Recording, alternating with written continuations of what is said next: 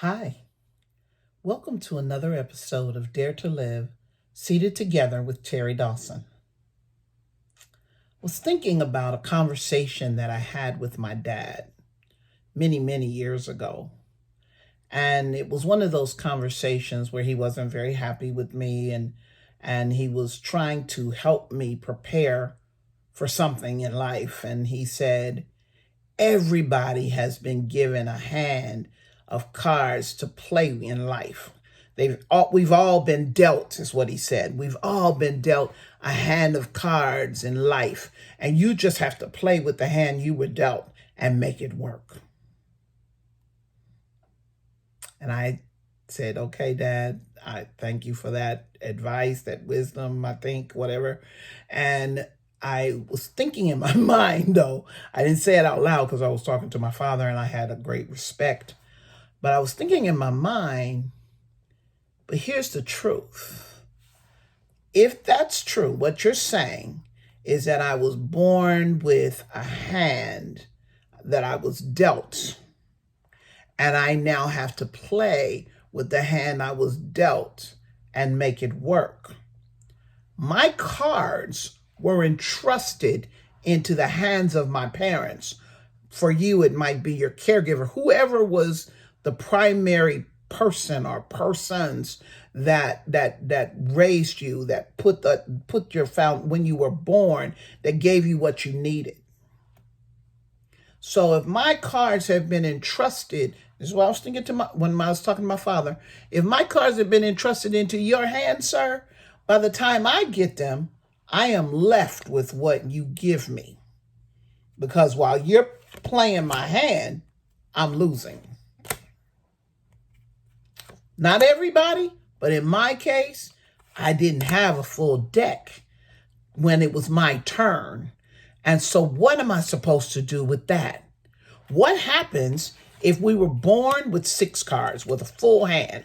This is what we're supposed to work with. And you've got someone who could help guide you and direct you as you're preparing for life. But because of the dysfunctions or the woundedness or whatever was broken in your family dynamic maybe wasn't perfect, and by the time your parents got through playing your cards, you might have been left with 2 out of the 6 or 7 that you started with. And the thought came to me, Terry Dawson, if you started with 2 cards and you've made it this far, you did good, girl. But here's the question. Are you surviving or are you thriving with the full deck you were given in the beginning? Let's talk about it. So we talked last week about Maslow's hierarchy of needs, and we looked at those needs and we said, okay, physiological needs need to be met. Every human being born into the world needs air and food and water and shelter.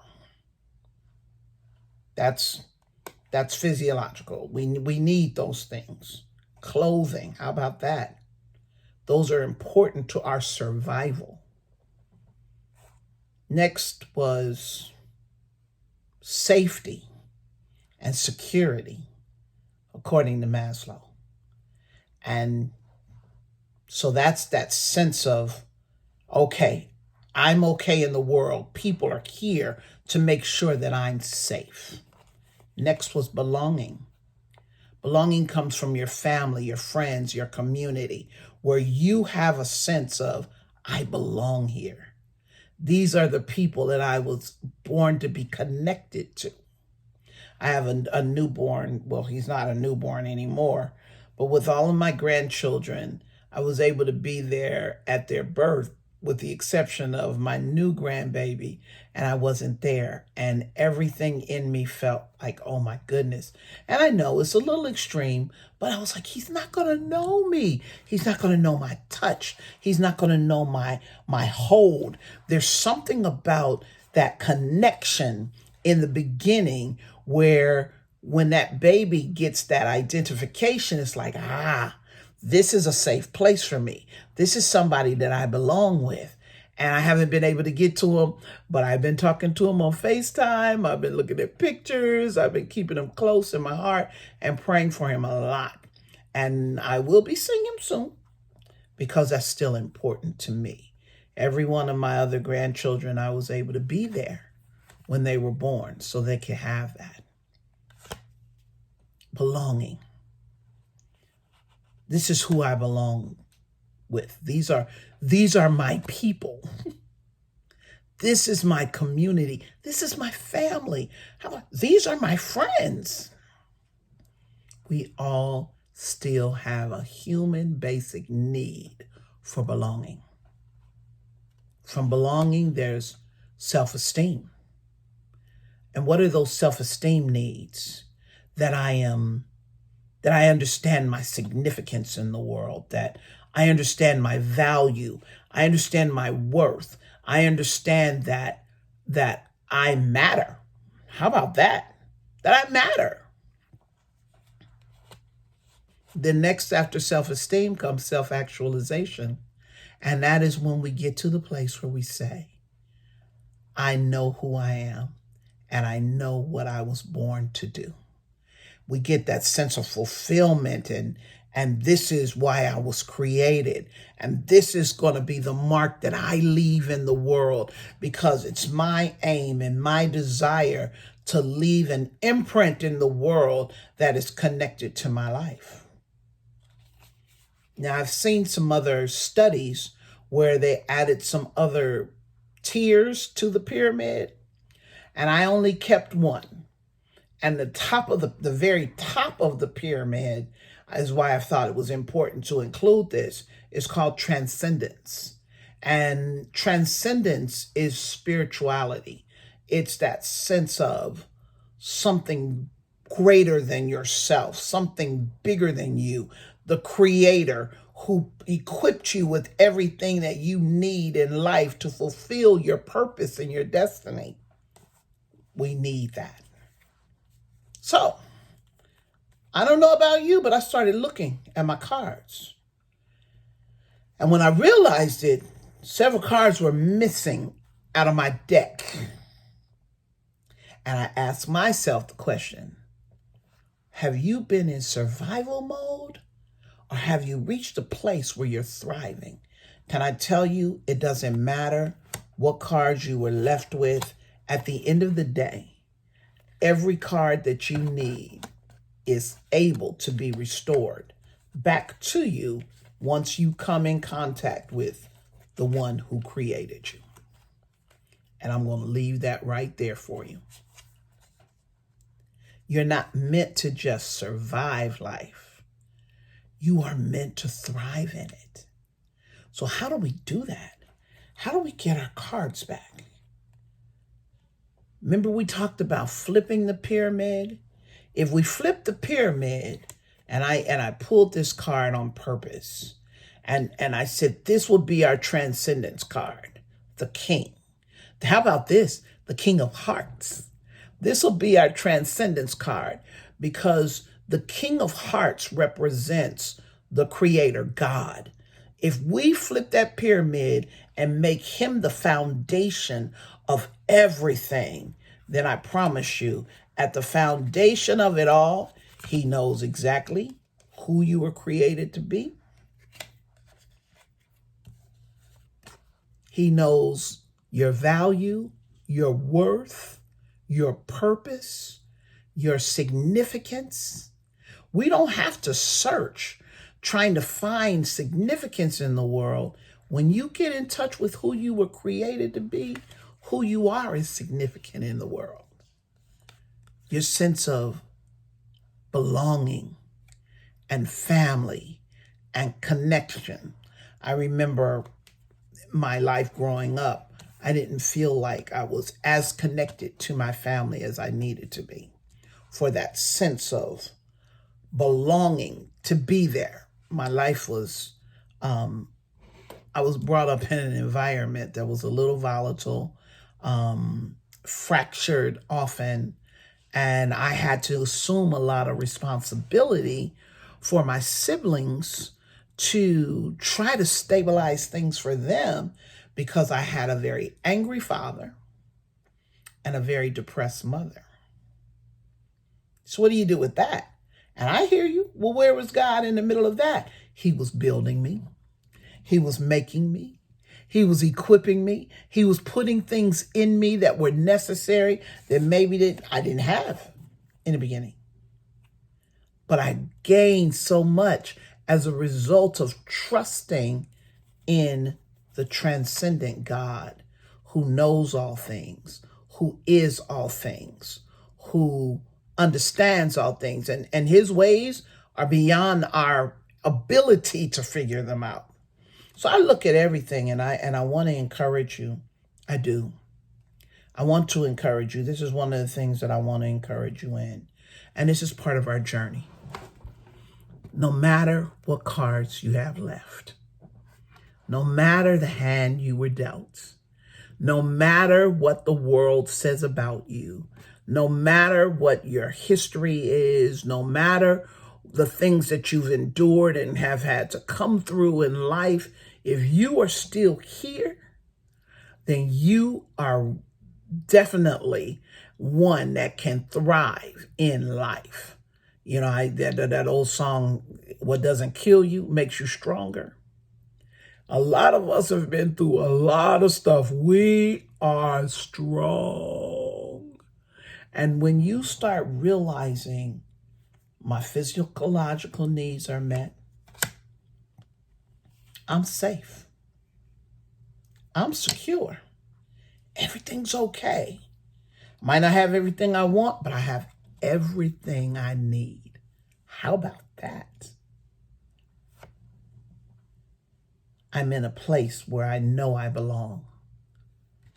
Whether that's your friend zone, your friends, your family, your extended family. My extended family was my anchor and my rock. They are the ones that kept telling me, honey, keep going. Honey, you've got to live and not die. You got to make it. You're this, you're that. Those were the people that really poured that into me so that I even had a vision. I remember I think I was about 15 years old, and I actually happened to be very good at math. And so this is what I'm talking about when I say you are wired for what you were born to do. But I was about 15 years old. I might have been I want to say I was a sophomore in high school. And I heard a teacher say something that grieved me at the core of my soul. And she told this young person, she said, honey, don't even worry about it. You're not good at math. You'll never be good at math. So just do enough to get through it. I said, now this is what came to my mind. You're the teacher. And it's your job to make sure they get it. Don't tell somebody you just aren't going to make it here. So just do the best you can. And if you get an F, you get an F. Or if you get a D, just do your best and try to get out.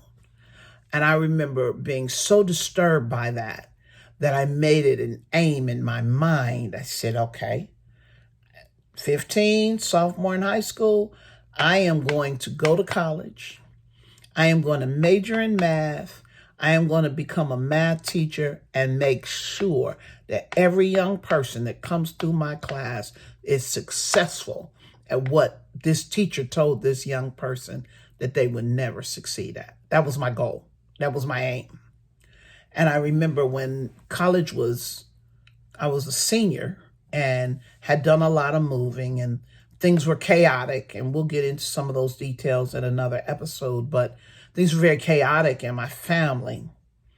And I was telling my mother, I said, okay, I want to go to college. I want to major in engineering. I had some colleges that were looking. I didn't want to major in engineering. That definitely was a misstep. I was going to major in math, and I was going to become a math teacher.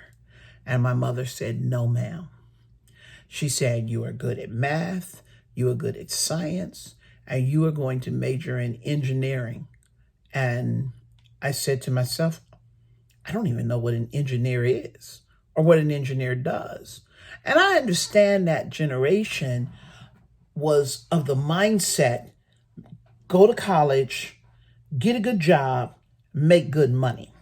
That was what they did not understand, this whole concept of who are you?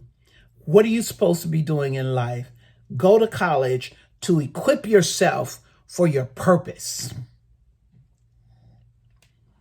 So I went to college, and believe it or not, I majored in engineering because I was a good little girl and hated it. I didn't understand anything about it, didn't know what they did for a living, and didn't want to do it if I did know. I wanted to go major in math and become a teacher and help young people with math. And so all of my electives in college were math electives. I didn't go to any of my engineering courses because I wasn't interested. So needless to say, my college experience was a little not the best. And I remember later on in life, my mother coming to me and she said, please forgive me. She said, because at the end of the day, you are still helping young people to know who they are and helping them to succeed. And that was what you always told me you wanted to do because it was who I was supposed to be. That was my purpose in life. So my mom, by the time we got through playing my cards, right? She raised me to be compliant. I didn't have a voice. It dawned on me later on, you are all the way in Texas. You are an adult, you are 18 plus years old. You can go change your major and major in math. Who would know? Who would care? I didn't know to do that because I was trying to be a good little girl, because I wanted to be pleasing to my mom. Why was that? Let's go back to one of these other cards. That sense of belonging. That card that felt that love was a currency growing up. What do I mean by that? Do what I want you to do. I love you. I'll show you love. I'll validate you. I'll say, wow, good job, as long as you're doing what I want you to do. Do what I don't want you to do, and I'm going to pull the love card, and you won't have that. So emotionally, if I wanted to feel validated, affirmed, wanted, belonging, I had to do everything I was told. Because if I didn't, the love card got pulled and I was left without. That's sad, isn't it? But then you come into a place where the king is in charge now, and he says, not only do I love you, but I'm going to surround you with people who love you. And that place that was void as a child, I'm getting ready to put that back. I'm adding the card back to you. And you know what? While we're at it, let's just add some bonus people. Let's just add some other people to your life so that you never feel like you're in the world alone. That's how good God is. He not only gives you your cards back, but he adds things to you. It's almost like he covers you in the areas that you were deficient, in the areas that you didn't have everything you need. And I know we don't like to talk about what we didn't have and what we didn't get and what we needed as children. And we want to flex like, oh no, I was good. My life was straight. What are you still struggling with though? Where are you still fighting to exist? I see so many people that are still fighting for their right to exist in the world. Can I just settle something for you? If you're here, you're supposed to be here. And if you're here, you have something to contribute in the world that will make a difference in your world and around your people. You don't have to fight for that. You don't have to fight for significance. I dare say you don't have to fight to be loved. You don't have to fight to be seen. What you need to do is allow yourself the opportunity to say, I want to get on this journey where God can restore my cards back to me so that I'm playing with a full deck plus any extras he wants to give me so that I can be effective with my life and make a difference in the world. Dare to live. And let's do it together. You have something to offer that is of value and that will change your world. And I want you to understand that we see that and we're looking forward to experiencing that, because what you have, I don't. What I have, you don't. That's why we need to be seated together. Because when we're seated together, all the needs are met. Let's sit together at the table and let's see what we can do together to change this world and make it a better place.